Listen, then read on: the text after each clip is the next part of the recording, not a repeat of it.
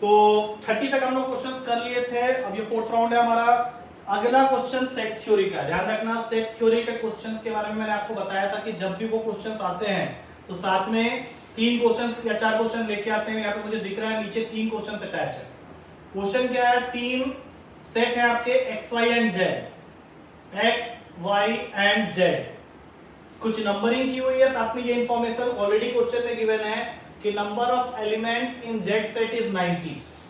मतलब set Z के अंदर में 90 एलिमेंट्स है। बाकी नेमिंग की गई है, मैं कर देता हूं ए बी सी 12 17, सबसे बीच वाले रीजन में 18 और 16। ये आपका क्वेश्चन। ये 18 थोड़ा छोटा दिख रहा है, रुको बड़ा कर देता हूं इसको। ये 18 है। ओके, अब क्वेश्चन का फर्स्ट क्वेश्चन जो है 31st क्वेश्चन, वो आपको क्या कह रहा है? If the number of elements in y n y upon number of elements in z and z is 4/5, तो आपको b की वैल्यू निकालनी है। इजी है ये वैसे, क्योंकि देखो y जो है अगर आप उसको काउंट करो तो कितना बन गया? देखो y ये पूरा सर्कल है, 16 प्लस 18 प्लस 17 51 बनता है। 51 प्लस b मिला के y बना।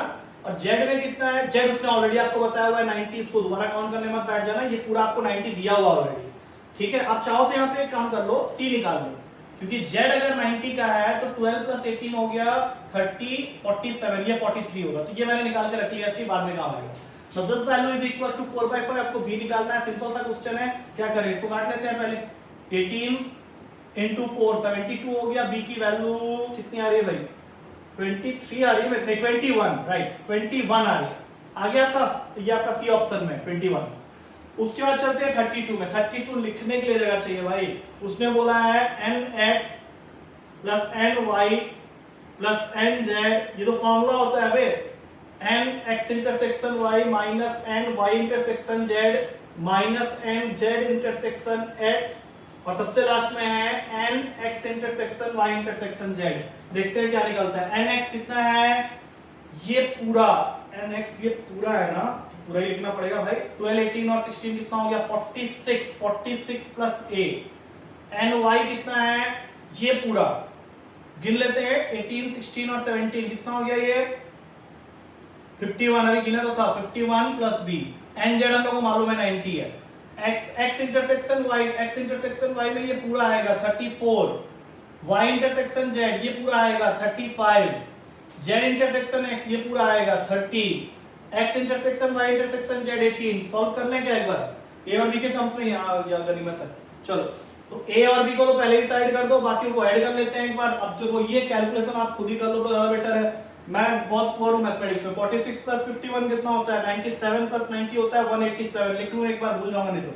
अच्छा, 1 प्लस 18 भी है, लिख लो उसको एक साथ। माइनस 34 35 30 कितना हो गया? ये 65 और 34 99। माइनस करना है इसमें से, मिल गया मुझे answer. a plus b plus ये 187 प्लस 18 205 माइनस 99। मुझे आंसर दिख गया 106 is the answer. It is given in D option. अच्छा, दो पार्ट्स के लिए तो जगह बच गया था। 33 क्या निकालना है? If the number of elements belonging to neither x nor y nor z is equals to p, मतलब यहां वाले पार्ट की बात कर रहा है, p है, then what is the number of elements in the complement of x? complement of x में कितने एलिमेंट होंगे? मतलब x को छोड़ के कितने एलिमेंट्स आपको ये बताना है। तो क्या करने वाले हो पहले बताओ। सबसे पहले तो आपको ये देखना है कि x के अंदर में कौन कौन बैठा हुआ है, देख लो जल्दी से। ये सब है, तो इसको माइनस करना आपको। पहले तो अपने यूनिवर्सल सेट निकाला था, p उसमें से हटा देंगे और उसके बाद वैल्यू को फाइंड आउट करेंगे।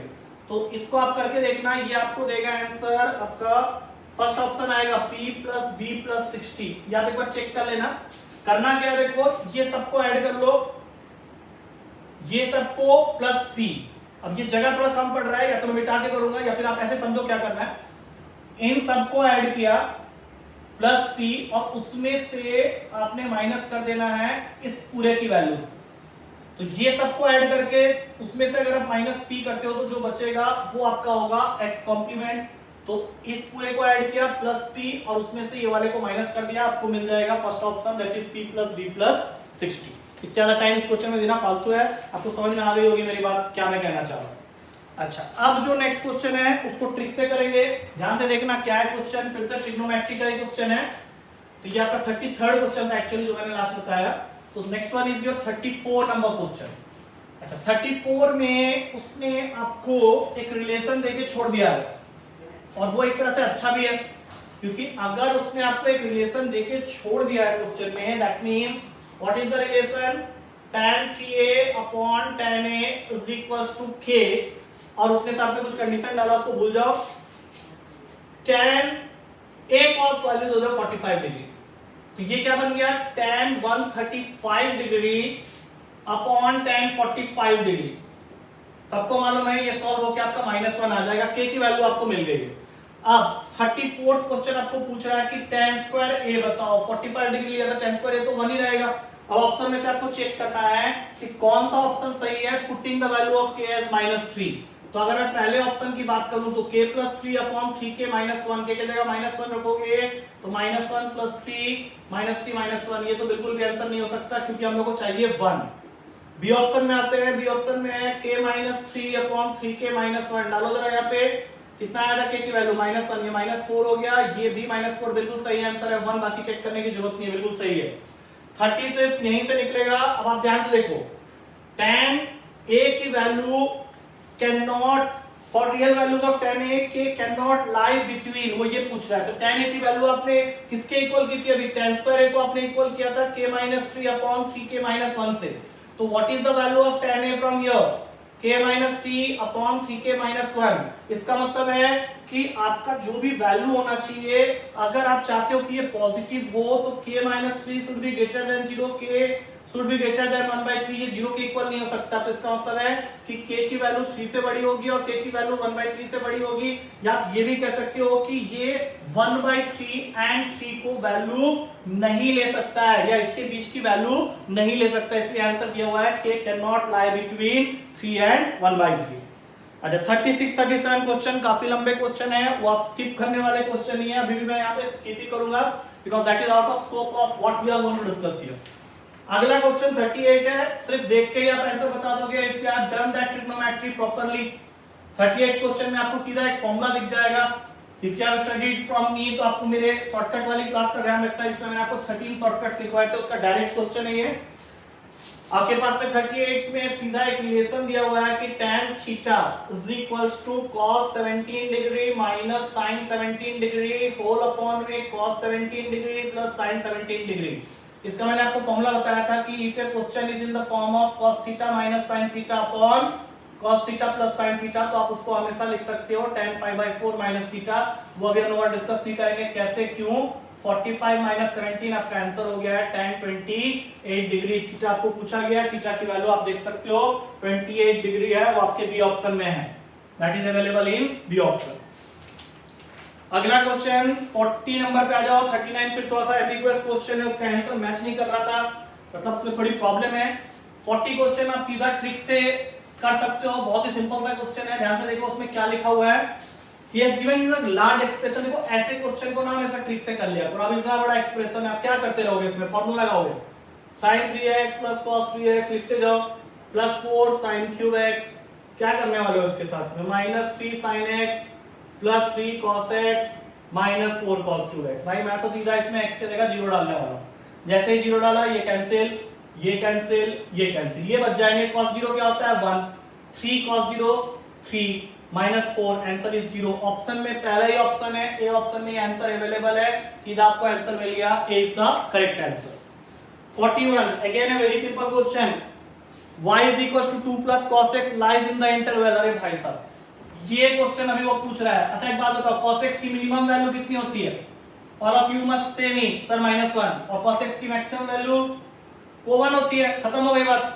तो आप सोचो ना वो आपको क्या कह रहा है, क्वेश्चन का लैंग्वेज खाली चेंज करके पूछ रहा है कि if y is equals to 2 plus cos x then the value of ordinate, ordinate किसको बोलते हो, y को ही बोलते हो ना, it lies in the interval। क्या बोला मैंने, x की मिनिमम वैल्यू cos में होती है -1 और मैक्सिमम वैल्यू होती है +1, यहां पुट कर लो तो -1 पुट करने पे ये देगा आपको 1, +1 पुट करने पे ये देगा आपको 3। इसका मतलब है कि आपका ऑप्शन कौन सा बना 1 2 3, that is present in D option. देखो सिंगल सिंगल लाइन है क्वेश्चन, पेपर कह रहे हो हार्ड है, अच्छा अगला क्वेश्चन देखते हैं 42। हाँ ये इसमें है हल्का सा ट्रिक लगेगा, मैं बताता हूँ कैसे करना है।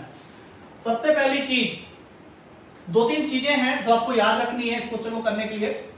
वो चीज होती है कि एक फॉर्मूला होता है, ये भी मैंने आपको शॉर्टकट वाले क्लास में समझाया था, कि साइन ए साइन 60 माइनस ए साइन 60 प्लस ए, इसकी वैल्यू हमेशा होती है इक्वल्स टू 1/4 साइन 3a।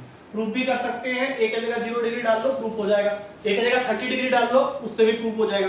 अब आप बोलोगे सर ये क्वेश्चन इसमें कैसे है, बिल्कुल इसी से होगा, ध्यान से देखना।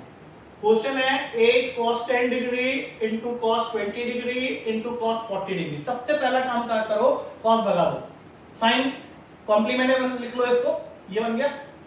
अब आप बोलोगे सर फायदा अब होगा जब आप इसको sin 10 से मल्टीप्लाई डिवाइड करोगे। अब वो मैं क्यों कर रहा हूं आपको नेक्स्ट स्टेप में समझ में आ जाएगा। क्या करने वाले हो, sin 10 से मल्टीप्लाई डिवाइड, तो मैंने एक sin 10 पहले मल्टीप्लाई कर दिया है, सीधा ऑर्डर में लिख देता हूं थोड़ा, और एक sin मैं डिवाइड करने जा रहा हूं। अब बोलोगे सर आप बता दो फायदा क्या है, इस पार्ट को कंपेयर करना जरा इसके साथ में, keeping in mind that a in this formula is 10 degree, तो sin 10 sin 50 sin 60 क्या हो गया, इस पूरे की वैल्यू 1/4 sin 3 है, मतलब 8 into 1/4 sin 30, राइट। बाकी sin 80 म्यूट कर दिया था मैंने, sin 10 भी मेरा म्यूट था। अब आप जरा ध्यान से देखो, sin 30 की वैल्यू 1/2 होती है तो कैंसिल हो गया, क्या बचा sin 80 by sin 10। ऑप्शन में थोड़ा नजर मार देना, बहुत ही सिंपल हो गया है क्वेश्चन। cos 80 को sin 80 की जगह आप cos 10 लिख दो, अपॉन में sin 10 है, आंसर आ गया आपका cot 10 डिग्री, और ये मुझे दिख रहा है यहाँ पे बी ऑप्शन में। आ गया होगा समझ में, बस ये चीज पता होनी चाहिए, अदरवाइज इस क्वेश्चन को आप फिर दूसरे ट्रेडिशनल मेथड से करोगे लंबा पड़ जाएगा। 43 तो आपको देने का कोई मतलब ही नहीं था, बहुत ही सिंपल सा क्वेश्चन है।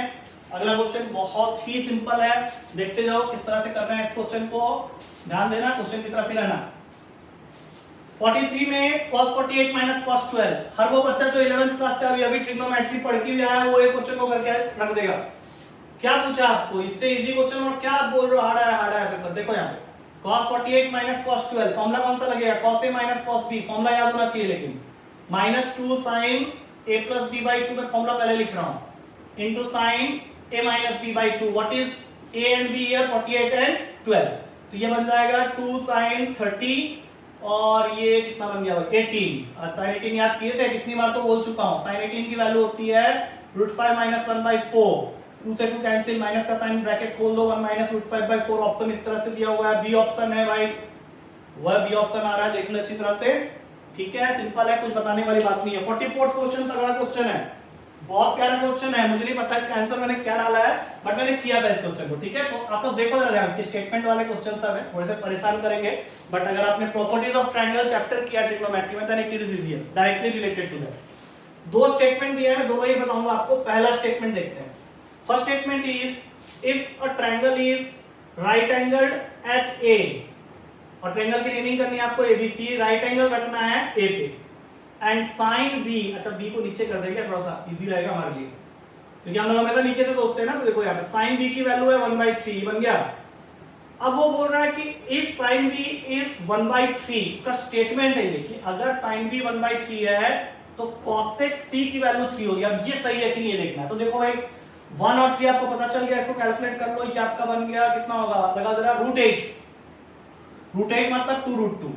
अब अगर आप cosec c निकाल रहे हो, cosec c क्या होता है मालूम है आप लोगों को, cosec c होता है हाइपोटेन्यूज अपॉन परपेंडिकुलर। तो यहाँ पे cosec c जो है मेरे हिसाब से 3/2√2 होगा, जबकि उसपे cos c दिया है, मतलब ये स्टेटमेंट आपका गलत है, पहला स्टेटमेंट गलत हो गया। सेकंड स्टेटमेंट क्या कहता है, सेकंड स्टेटमेंट कह रहा है कि in a triangle if b cos b is equals to c cos c and if the triangle ABC is not right angled, इसका मतलब है कि ये राइट एंगल हो सकता था, बट उसने पहले ही बोल दिया है कि it is not a right angle triangle, तो वो बोल रहा है ABC मस्ट बी आइसोसेलेस। क्यों अच्छा लग रहा है सुनने के लिए, शायद सही होगा। देखो ध्यान से, B को आप साइन फॉर्मूला के हिसाब से k sin b लिख सकते हो, पहले से cos b बैठा हुआ है। C को साइन फॉर्मूला के हिसाब से k sin c लिख सकते हो, साथ में cos c बैठा हुआ है, k काट दो, साइन cos एक साथ आ गया, सेम एंगल के साथ 2 से मल्टीप्लाई डिवाइड, ये बताने वाली बात नहीं है, आपको मालूम होना चाहिए, ये इंपॉर्टेंट सब्स्टिट्यूशन मैंने बताया हुआ है। ये फॉर्मूला बन गया sin 2b = sin 2c का।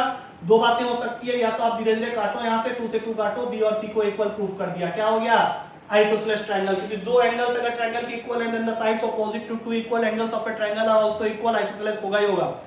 और या फिर वो राइट एंगल हो जाता, राइट एंगल कैसे होता, लेकिन उसने तो मना किया, फिर भी मैं बता देता हूं कैसे होता। 180 माइनस 2c लिखोगे साइन 180 माइनस 2c भी साइन 2c होता है, साइन साइन काटोगे, नेक्स्ट स्टेप में हो गया 2b plus 2c equals to 180 degree, तो b प्लस c 90, और अगर b प्लस c 90 कह रहा तो a 90 हो जाएगा, होगा तो। लेकिन उसने तो मना किया था ना राइट एंगल ट्रायंगल नहीं है, इसको भूल जाओ, आपका सेकंड वाला स्टेटमेंट सही है, बिल्कुल सही है, इसका आंसर होगा बी, 2 ओनली।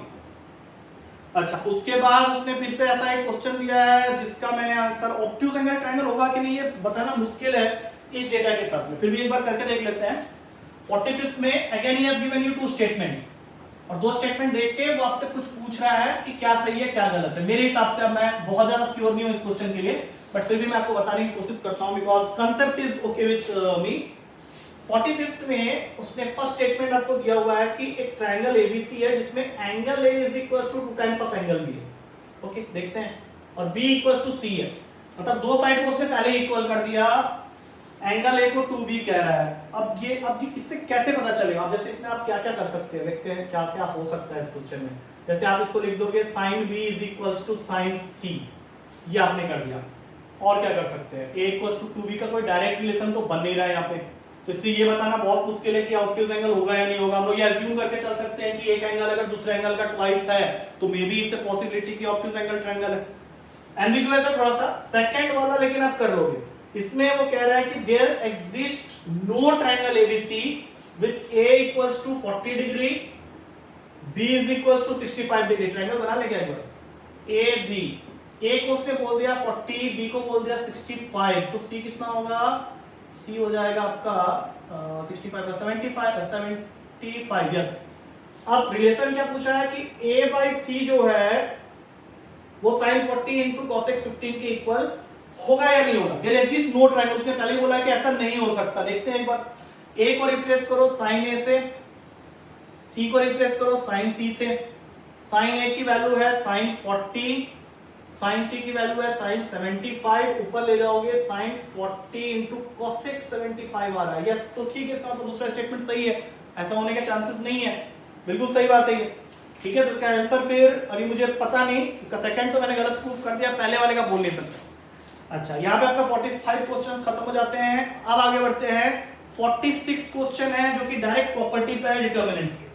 डिटर्मिनेंट के प्रॉपर्टीज, मैट्रिक्स के प्रॉपर्टी अगर आपने मेरे नोट्स देखे होते तो आपको मिल जाता है, ये क्वेश्चन उसमें डायरेक्ट है।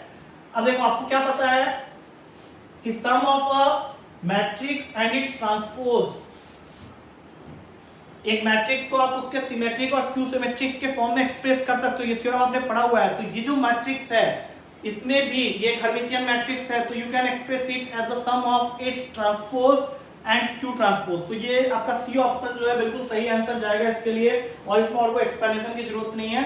ए ट्रांसपोज प्लस ए जो है वो हर्मिशियन मैट्रिक्स ही होगा, ये आपके सामने जो है वो हर्मिशियन मैट्रिक्स है, उसका कंजुगेट लेके ट्रांसपोज करोगे और उसको मेन मैट्रिक्स से ऐड करोगे तो वो हर्मिशियन मैट्रिक्स ही बनेगा।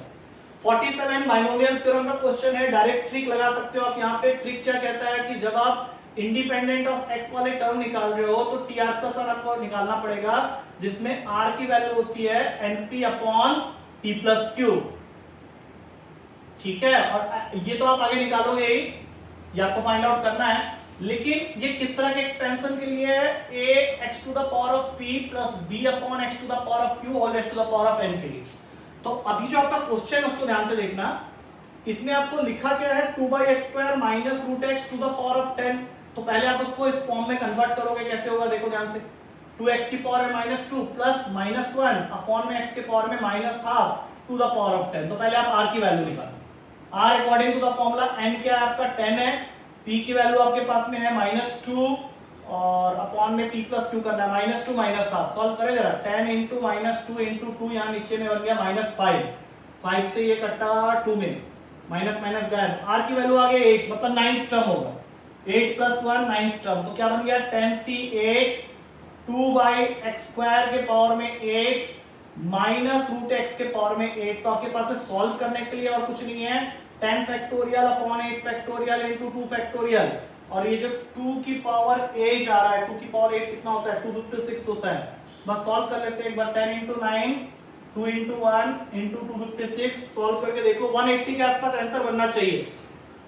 यहाँ पे मैंने गलत किया, देखो यहाँ पे ये 2 होगा, तो ये बन गया 4, तो 360/2 आ रहा है ये गलत किया था मैंने, तो यहाँ पे देख लेना, यहाँ पे ये 4 बन रहा है, ठीक है। तो 360/2 कितना हो गया, 180 हो गया। 180 का मतलब है कौन सा ऑप्शन है, ये आपका ए ऑप्शन है। कुछ समझ में आया है? उसके लिए शॉर्टकट आपको पता होना चाहिए कि इंडिपेंडेंट टर्म को फाइंड आउट करने के लिए पहले आपको आर निकालना पड़ेगा, जो कि क्वेश्चन इस फॉर्म पे होने पे ही होगा। क्वेश्चन उस फॉर्म में नहीं है, मैंने कन्वर्ट कर लिया, एनपीक्यू की वैल्यू डिफाइन हो गई, आर निकाला, 8 टर्म सीधा फॉर्मूला में पुट किया, कोफिशिएंट मिल गया आपको इंडिपेंडेंट टर्म का। 48 क्वेश्चन सिंपल क्वेश्चन है, जल्दी से करते हैं।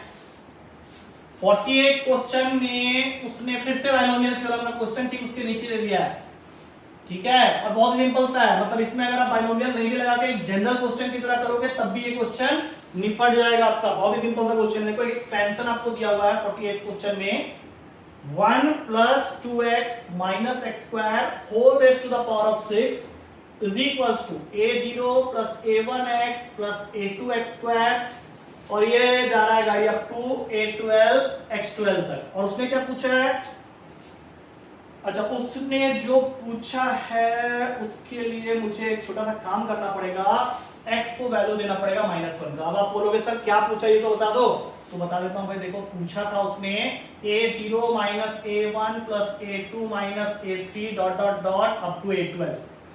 तो ये तभी पॉसिबल है जब आप x को -1 वैल्यू दोगे, तभी तो होगा ये। अब यहां पे भी डालना पड़ेगा, तो ये क्या बन गया, 1 - 2 - 1 के पावर में 6, और यहाँ पे जैसे आपने x की जगह -1 डाला तो ये एक्सप्रेशन तो आपको वैसे ही दिख गया। अब आपको बस इसको कैलकुलेट करना है। सोचो कितना आसान क्वेश्चन है ये।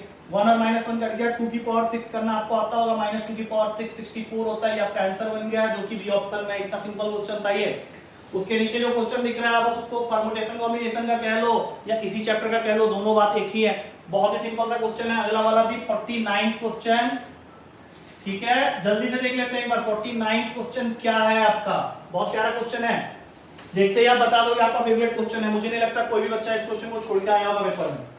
49 में आपको दिया हुआ है condition C20, n+2 is equals to C20, n-2। क्या पूछा है? n छोड़ो, फालतू क्वेश्चन है। NCA इक्वल्स टू NCB कब होता है? इफ a + b = n होता है, तभी होता है ना ये फॉर्मूला। लगाओ इसके अंदर में 20C n+2 is equals to 20C n-2। a और b की जगह में बैठे हैं दोनों, ऐड कर दो। n+2 + n-2 is equals to 20, दोनों को काटा, 2n की वैल्यू हो गई 20, n की वैल्यू हो गई 10। आंसर आपका सी ऑप्शन। क्वेश्चन खत्म। 50 नंबर क्वेश्चन, इसके आंसर्स एम्बिगुअस दिए हुए हैं, अलग अलग जगह अलग अलग बातें हो रही है। इसका आंसर मेरे हिसाब से इनफाइनाइट होगा। सबसे पहले तो आपको पता होना चाहिए सिंगुलर मैट्रिक्स कौन सा होता है जिसका डिटरमिनेंट वैल्यू 0।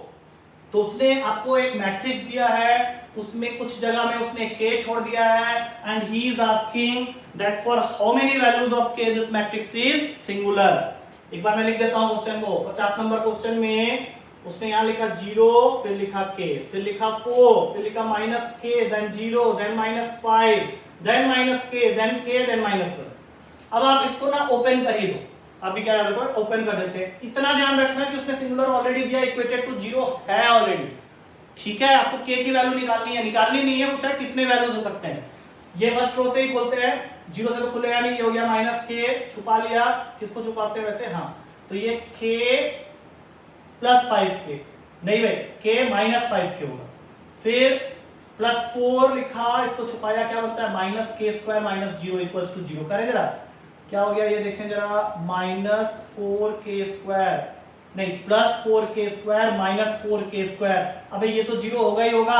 अब इसमें k की आप कोई भी वैल्यू डाल लो, 1 डालो, 2 डालो, -1 डालो, -2 डालो, 1/2 डालो, 1/3 डालो। अगर k आपके सेम है तो होना ही होना है। मेरे हिसाब से इसका आंसर होगा इनफाइनाइट, क्योंकि आप k की कोई भी वैल्यू डालोगे तो वो उसको 0 करना ही करना है। So my according to me the answer is this k has got infinite number of values.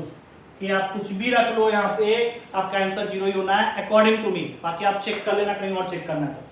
51 discuss करने की मुझे नहीं लगता जरूरत है, क्योंकि बाइनरी नंबर का क्वेश्चन है। आपको binary number two decimal number convert करना आना चाहिए, आप वो कर लोगे, मैं वो डिस्कस नहीं कर रहा। 52 में चलते हैं, लोगारिथम का क्वेश्चन है। 53 भी लोगारिथम का क्वेश्चन है। दोनों ही क्वेश्चन बहुत सिंपल है, बता देता हूँ फटाक से, आपको समझ में आ जाएगा। मतलब कोई इश्यू वाली बात ही नहीं है उन दोनों क्वेश्चन में। बस आपको लॉग चैप्टर आपने किया हो ये जरूरत, लॉग जिसने नहीं किया वो भूल जाओ। वैसे लॉग आपने जरूर किया होगा, आपने डिफरेंशिएशन के क्वेश्चंस भी किए हैं, इंटीग्रेशन भी किया है, लिमिट्स भी किया है। देखो जल्दी से, सबसे पहली चीज क्वेश्चन लिख देता हूं, 1/5 log 1024 to the base of 10 नहीं 1/5 का है, 1/10 है और यहाँ 5 है, minus log 10 to the base of 5 plus 1/5 log 3125 to the base of 5। ये आपका क्वेश्चन स्टार्ट हुआ यहाँ से। सबसे पहला काम ये वाला फॉर्मूला लगेगा, n log a is equals to log a to the power of n whatever may be the base से भी। तो ये क्या बन गया, log 1024 to the power of 1/10 के बेस में 5। इसको कुछ भी करने की जरूरत नहीं है, let it be like that। इसको लिख लो log 3125 to the power of 1/5 to the base of 5। पढ़े लिखे हो तो ये बता दोगे 2 की पावर 10 में होता है, तो ये सीधा हो गया log 2 के बेस में 5। ये 5 to the power of 5 में होता है, तो ये हो गया log क्या हो जाएगा, 3 के 5 के पावर में 5 है ना, तो 5 के पावर में बेस में 5 और ये log 10 के बेस में 5। प्रॉपर्टी अब लगाओ, कौन सी वाली, log a plus log b with whatever base is equals to log ab। अगर आपके बेसेस सेम है, सपोज n दोनों में है, ये प्रॉपर्टी आप यहाँ पे लगा सकते हो, 2 into 5 और माइनस होने पे नीचे आ जाओ, बेस में 5, क्या आंसर आ गया, log 1 to the base of 5। log 1 किसी भी बेस के लिए क्या होता है, 0 होता है, आंसर आपको मिल गया 0। यहाँ पे पहला ही ऑप्शन है, A option is the correct answer. 53 question थोड़ा ट्विस्टेड है लेकिन आप कर लोगे इजीली, ठीक है। गिव मी 2 मिनट्स, मार्कर लेके आओ।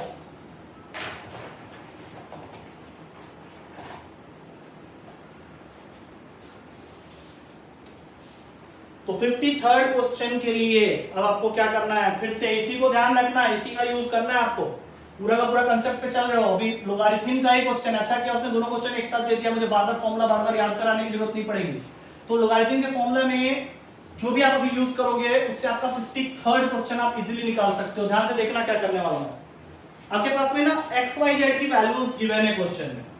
What is x, it is simply log ab to the base of c। What is y, that is simply log bc to the base of a। What is z, that is simply log ca to the base of b। आपको given है। Options आपको कुछ कुछ verify करने बोल रहा है, मैंने पहला वाला देख लिया नहीं हो सकता, दूसरा वाला देख लिया नहीं हो सकता। आप बोलोगे सर आप क्या देख लिया, हमें भी दिखाओ। x y z मल्टीप्लाई करके देखो, ये 1 कभी भी नहीं आएगा। x plus y plus z equals to 1, ये भी नहीं आएगा। सी ऑप्शन मुझे पूरा ध्यान है, ये जरूर होगा। इसमें जो भी लिखा हुआ था मैं उसको थोड़ा चेंज कर दूंगा, अभी देखना ध्यान से, आपको भी समझ में आ जाएगा क्या किया मैंने। ये आपका सही आंसर है, ये मैंने फर्स्ट रो में देख लिया था। अब बोलोगे सर आपको दिख गया, हमें कैसे दिखेगा, मैं आपको बताता हूँ कैसे दिखेगा। सबसे पहली चीज है 1 plus x to the power of -1 plus 1 plus y to the power of -1 plus 1 plus z to the power of -1 की वैल्यू आपको 1 दी हुई है। तो जब आप इसको सॉल्व करोगे तो you have to start with 1/1 plus x plus 1/1 plus y plus 1/1 plus z। x y z की वैल्यू दिख रही है, करो पुट। 1/1 plus x की जगह वैल्यू आ गई log ab to the base of c। 1/1 plus log y के जगह में वैल्यू आ गई bc to the base of a। 1/1 plus z की जगह में वैल्यू आ गई log ca to the base of b। अब मैं आगे और कुछ नहीं करूंगा, I will just solving this part and by seeing this part you can understand कि बाकी दोनों का क्या होने वाला है। दोनों के बेस सेम करने के लिए मैंने इसको log c के बेस में c प्लस log ab के बेस में c कर दिया। अब इसको नेक्स्ट स्टेप में आप लिख सकते हो 1/log abc के बेस में c।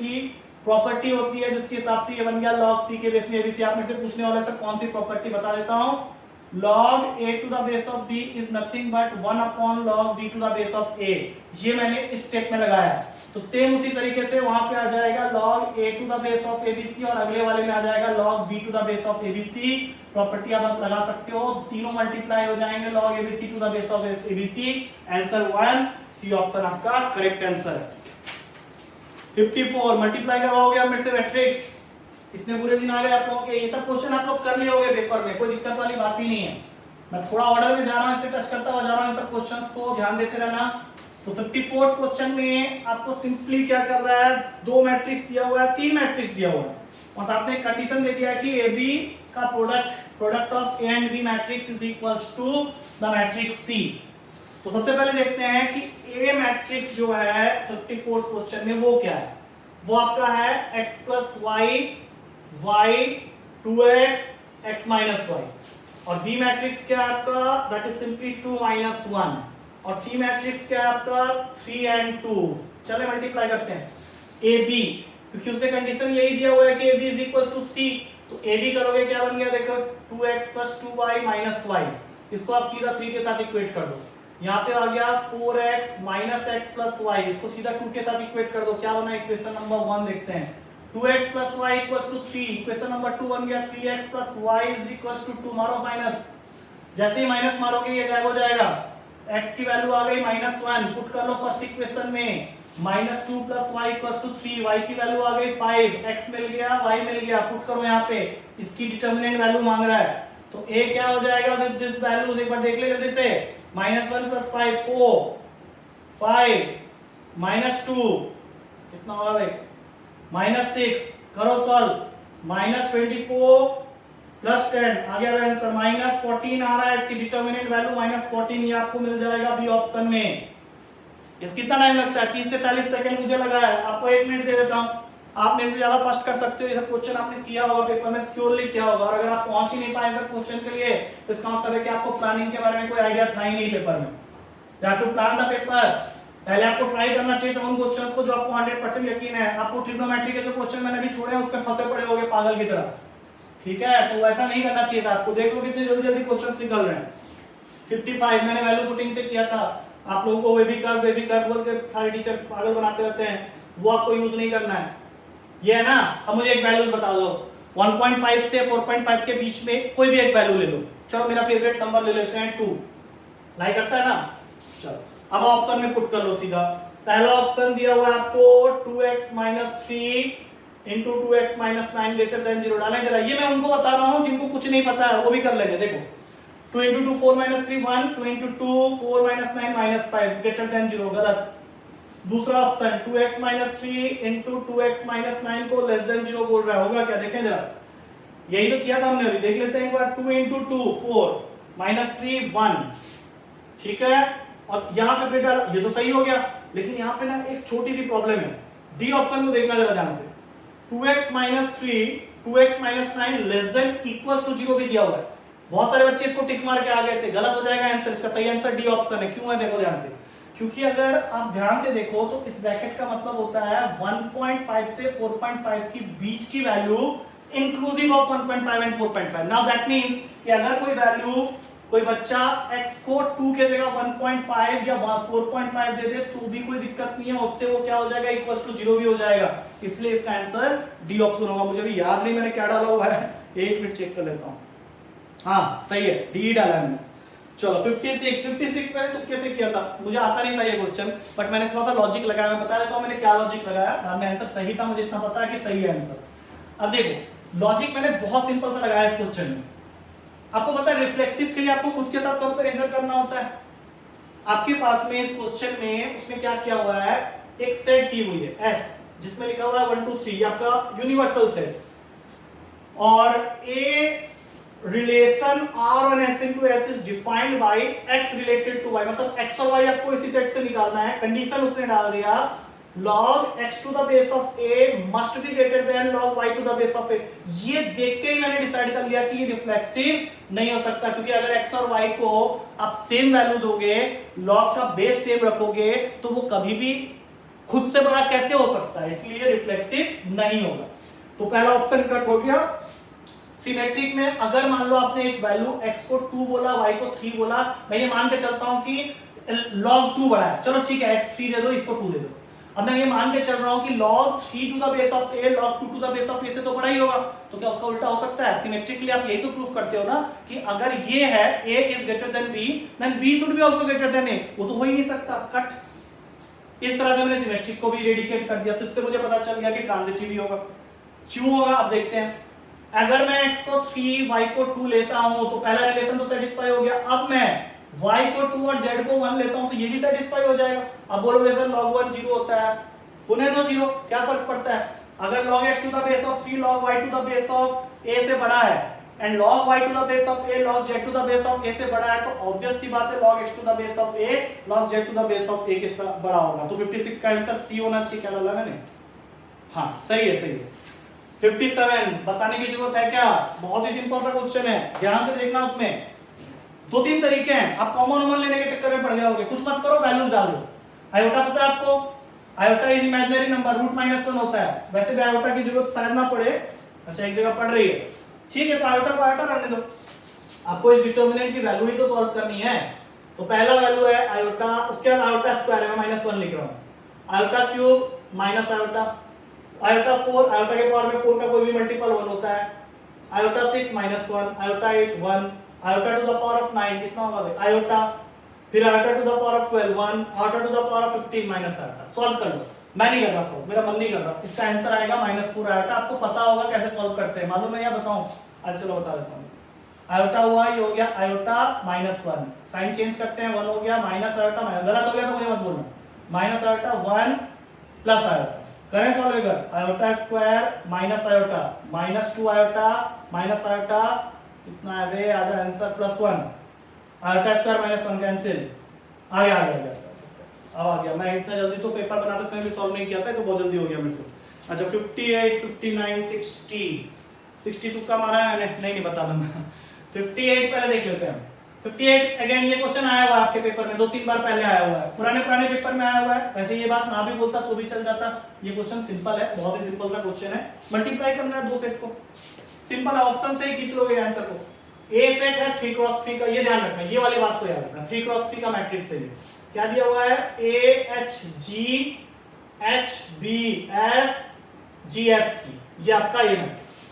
बी के अंदर में क्या पड़ा हुआ है, XYZ, राइट। आपको ये भी फाइंड करना है। आप एक चीज बताओ, ये 3x3 का है, ये 3x1 का है, तो मल्टीप्लिकेशन तो पॉसिबल है, क्योंकि number of columns of the first matrix is equal to number of rows of the second matrix. लेकिन जो मैट्रिक्स अब फॉर्म करने वाले हो वो 3x1 होगा, मतलब इस फॉर्म में होगा।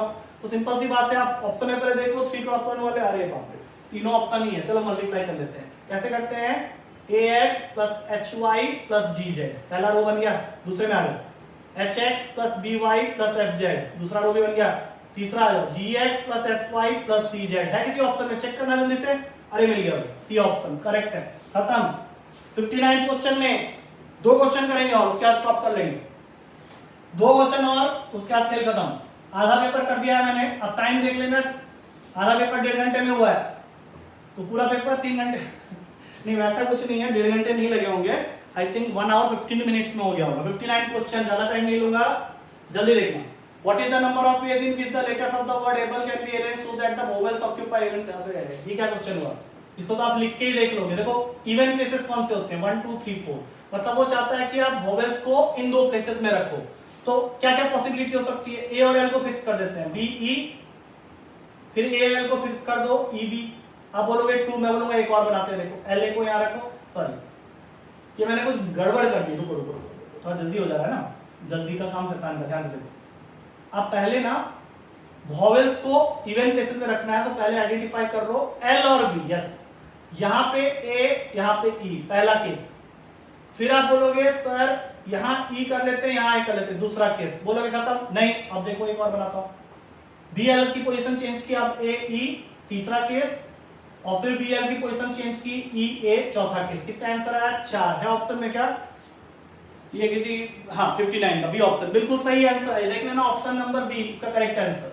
आखिरी क्वेश्चन है, what is the maximum number of points of intersection of 5 overlapping circle, 5 non overlapping circles, non overlapping circle. इसमें आप ऐसा करो, सबसे पहले सोचो कि 2 सर्कल्स अगर इंटरसेक्ट करते हैं तो कितने पॉइंट में करते हैं, 2 पॉइंट में।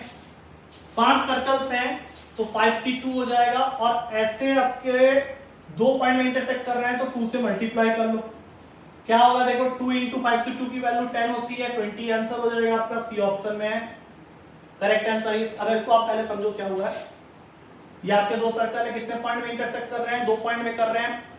5 नॉन ओवरलैपिंग सर्कल है, 5C2 कर लिया, 2 सर्कल 2 पॉइंट्स में करते हैं तो 2 से मल्टीप्लाई कर लो, टोटल केस आपको मिल जाएगा 2 into 5C2 that is 20, C is the correct answer. So with that we come to the end of 60 question, that is half of the paper। और मेरे ख्याल से जिस स्पीड में मैंने आपको करवाया है, मैं आपके करने की स्पीड से कर रहा हूँ, मुझे समझाना भी पड़ रहा है बट मैं आपको करने की स्पीड से कर रहा हूँ। आपका आधा टाइम में, उससे भी कम में ही आपका आधा पेपर डिस्कस हो गया, ठीक है। चलो।